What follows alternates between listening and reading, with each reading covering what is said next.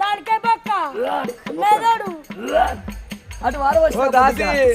అటు వారమే రాదే నీ చేతున్నది అటు వారమై ఏం చేస్తావు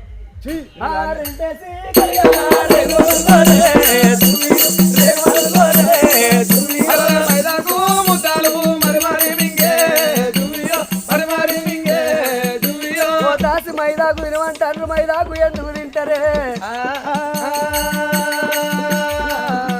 మైదాకి ఎందుకు తింటారంటే పుట్టే పిల్లగాళ్ళు ఎర్రగా దొండ పండు లెక్క పుడతారా అని మైదాకు ముద్దలు మింగుతారు